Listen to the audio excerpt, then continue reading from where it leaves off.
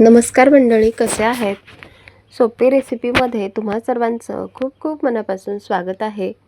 चला तर मग आज बनवूया स्वीट कॉर्नची भजी. आता बघा, ही भजी ना इतकी मस्त, वरून एकदम क्रिस्पी आणि आतून एकदम जाळीदार होतात.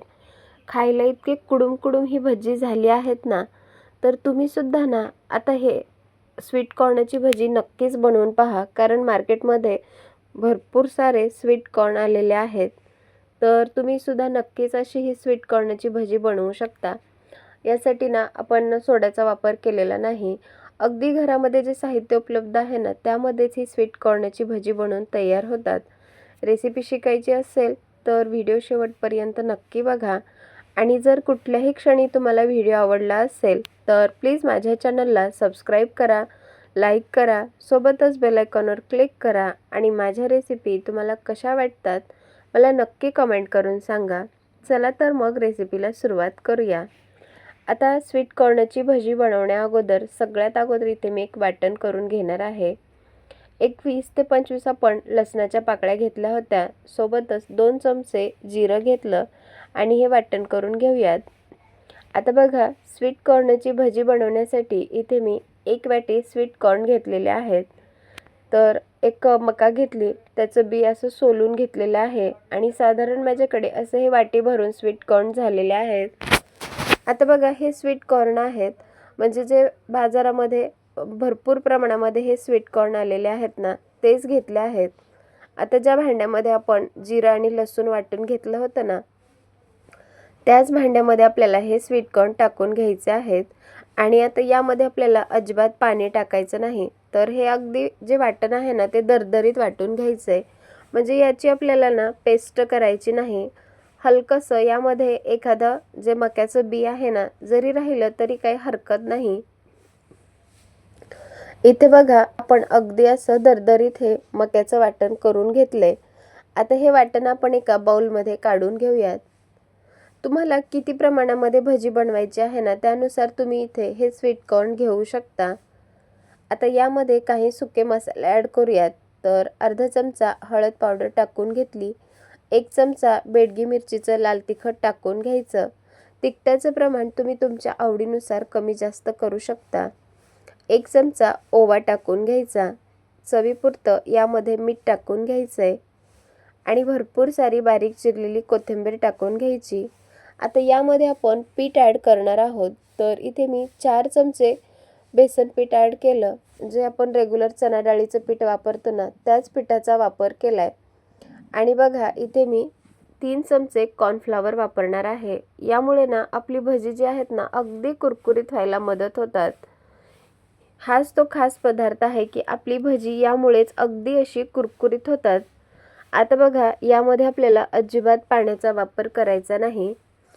आता ह्या कॉर्नफ्लॉवरला सुद्धा बऱ्याच प्रमाणामध्ये पाणी सुटलंय. तर यामध्येच हे पीठ आपल्याला ना छान असं मिक्स करून घ्यायचंय.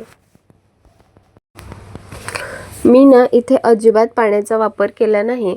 कारण मका आपण मिक्सरला थोडीशी ग्राइंड करून घेतली होती, त्यामुळे याला बरंच पाणी सुटलंय. यामध्येच हे पीठ आपण छान असं मिक्स करून घेऊयात. जर तुम्हाला लागलंच तर तुम्ही अगदी थोडासा पाण्याचा हबका मारून घेऊ शकता. आणि इथे बघा, भजीसाठी पीठ आपलं अगदी मस्त असं तयार आहे. हे पीठ ना आपल्याला जास्त म्हणजे घट्टसुद्धा ठेवायचं नाही, नाहीतर भजी जे आहेत ना ते अगदी दडदडीत होतात. आता बघा, इथे पीठ छान असं तयार आहे. एक एक करून तेलामध्ये भजी सोडायची आहेत.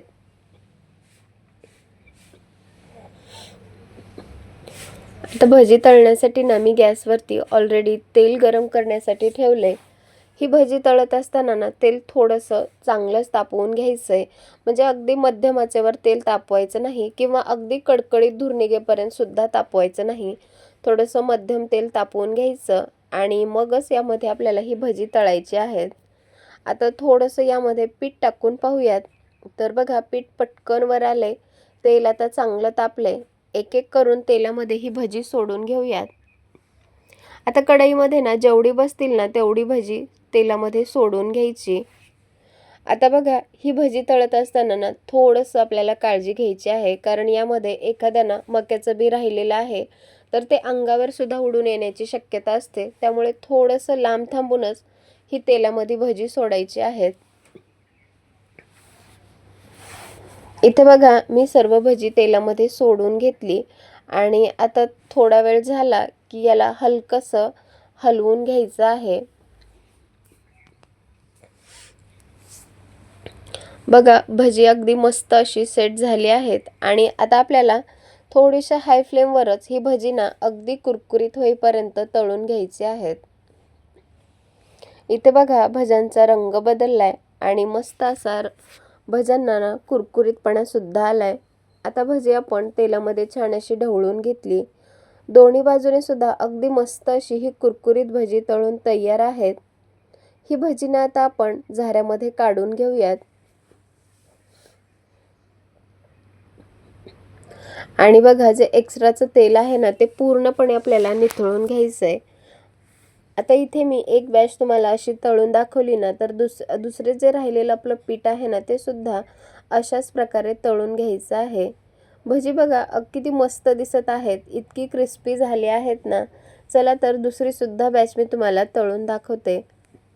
तेल चांगलं तापलेलं आहे. लगोलग तेलामध्ये पटापट ही भजी सोडून घ्यायची आहेत.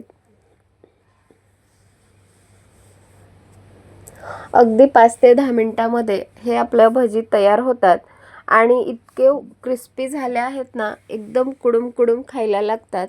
तेलामध्ये भजी सोडून झाली की चांगलं चमच्याने चांगलं व्यवस्थित हलवून घ्यायचं आणि इथे बघा मी सर्व भजी तळून घेतल्या आहेत.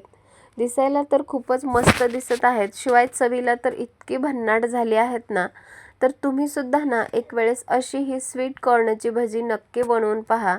आता सध्या स्वीट कॉर्नचं सीझनच आहे. मार्केटमध्ये भरपूर प्रमाणामध्ये स्वीट कॉर्न्स आलेले आहेत. तर नक्कीच एक वेळेस अशी ही स्वीट कॉर्नची भजी नक्की बनवून पहा आणि तुमचा अनुभव माझ्यासोबत शेअर करा. आता ही भजी आहेत ना तुम्ही चहाबरोबर खाऊ शकता किंवा जर नुसते असेच खायला सुद्धा खूपच भारी लागतात किंवा सॉसबरोबर खा. अप्रतिम चवीची झाली आहेत. रेसिपी आवडली असेल तर प्लीज माझ्या चॅनलला सबस्क्राईब करा, लाईक करा, सोबतच बेल आयकॉनवर क्लिक करा आणि माझ्या रेसिपी तुम्हाला कशा वाटतात मला नक्की कमेंट करून सांगा. पुन्हा एकदा सर्वांना एक निवेदन आहे, जर तुम्हाला माझ्या रेसिपी आवडत असतील तर प्लीज माझ्या चॅनलला सबस्क्राईब करा, लाईक करा, सोबतच बेल आयकॉनवर क्लिक करा आणि पुन्हा भेटूयात अशाच एका छानशा मस्त खमंग रेसिपीसोबत. तोपर्यंत धन्यवाद आणि मस्त रहा, स्वस्त रहा आणि सगळ्यात महत्त्वाचं चांगलं चांगलं खात रहा.